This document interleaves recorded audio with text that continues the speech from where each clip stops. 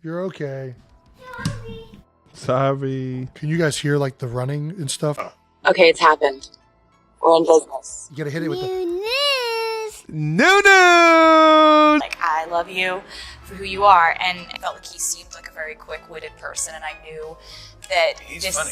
Oh boy, Travis Kelce was almost the NFL's biggest what-if story, all because of a little weed and a whole lot of immaturity.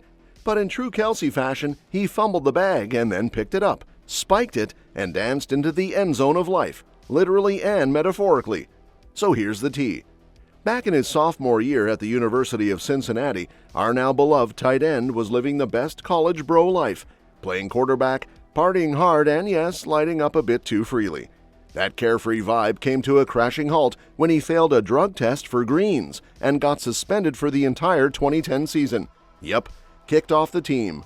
Dream derailed. Swifties weren't even a thing back then to rally behind him. But Travis didn't spiral. He regrouped.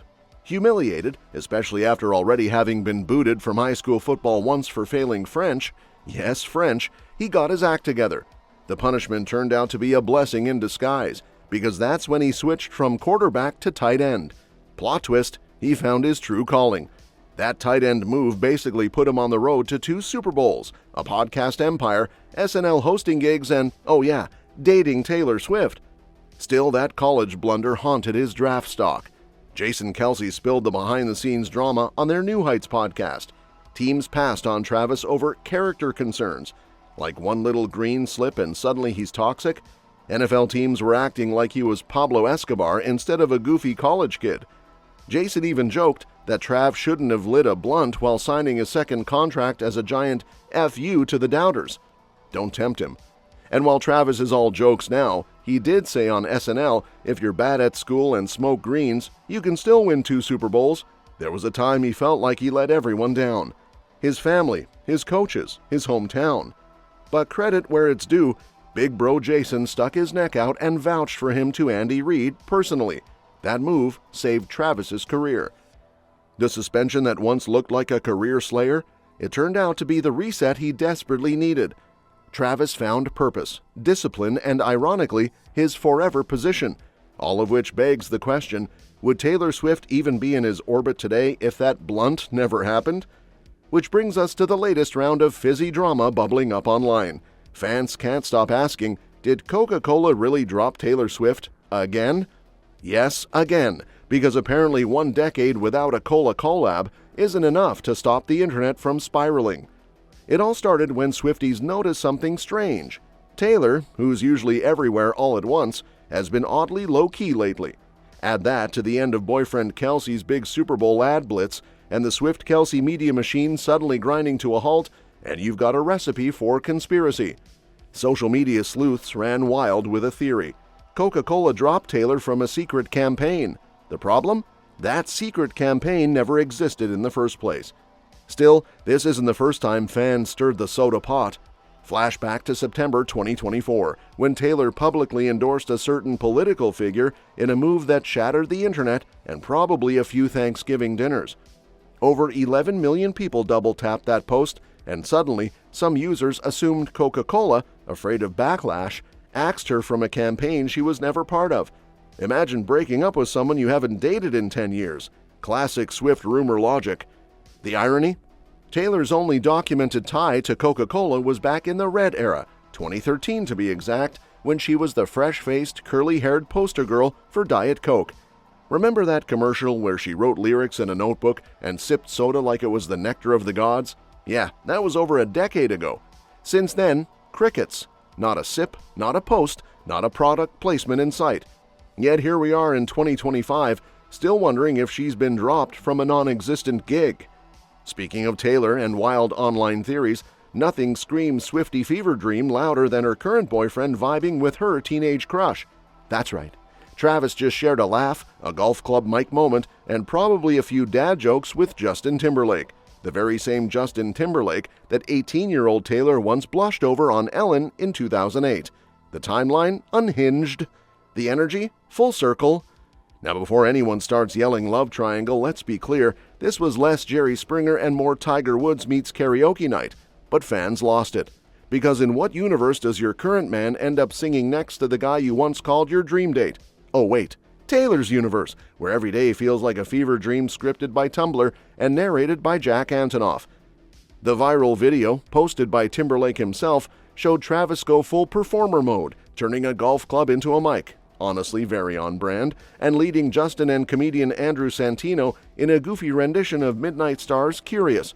It was chaotic, charming, and felt weirdly symbolic, as if Travis was low-key auditioning for the role of cool boyfriend who gets along with the ex you never actually dated. Fans flooded social media with commentary, saying things like, Taylor's first crush and her forever crush colliding were not okay. Others joke that Joe Alwyn is somewhere quietly choking on his Earl Grey. Of course, Travis has been pretty low profile since the Chiefs' surprising Super Bowl flop, choosing family time and quiet Vegas hangs over red carpets. Even Jason Kelce tagged along for the golf event, fresh off welcoming baby number 4. Talk about a wholesome, brotherly getaway, with a sprinkle of boy band nostalgia and a heavy pour of Swiftie hysteria. Also, Travis was spotted wearing a Tribeca cap in Vegas. Not just a fashion choice, but a breadcrumb. That's Taylor's NYC turf. Coincidence? In this universe? Absolutely not. And just when fans thought Travis crooning with Justin Timberlake was the week's peak Swiftie fever dream, Taylor went and hit us with a single like, on Instagram. And yes, it nearly broke the internet. In a rare digital blip on her otherwise ghost town social media presence, Taylor quietly double-tapped a heart-melting video of identical triplets asking Alexa to play her music, and the Swiftie universe collectively lost all chill. No caption, no cryptic emoji, not even a breadcrumb of commentary, just a subtle blink and you'll miss it like. And honestly, it was enough to send fans into full emotional spirals. This adorable clip, originally posted by Meg Corzon on April 8th, featured 3 mini Swifties dancing their tiny hearts out to one of Taylor's songs. The kind of wholesome content that feels tailor-made to go viral, but the moment Taylor herself engaged, that's when things got unhinged in the best way. Okay, but why am I crying? One fan sobbed in the comments. Another person straight up panicked she liked this video. And somewhere out there, a social media manager probably dropped their phone and screamed into the void. Because this wasn't just any celebrity like, this was the Taylor Swift, pop queen, heartbreak bard, and Instagram recluse, showing a flicker of online life. What's even wilder? This marks only the second time she's interacted on social media in months. The first was a brief Instagram story shout-out to Selena Gomez's new album in March, and now this? Dancing triplets? The emotional whiplash is real, and the fandom is eating it up.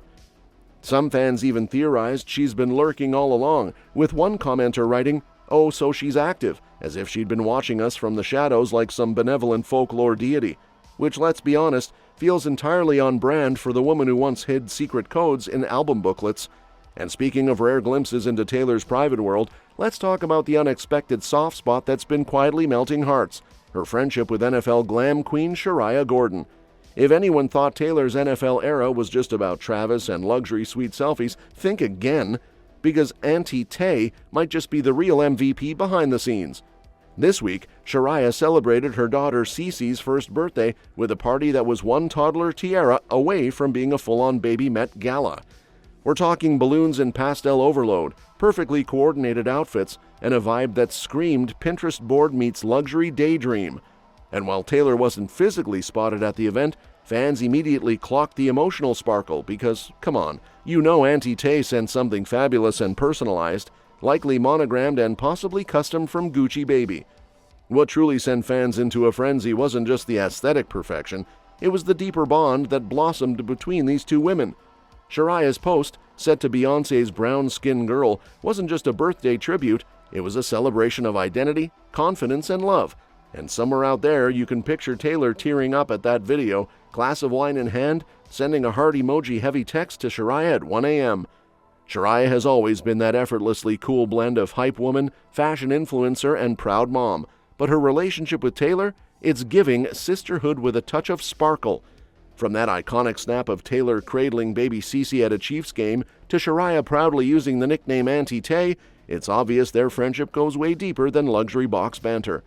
Sure, Taylor's been quiet lately, but this kind of behind-the-scenes love says more than any Instagram grid ever could.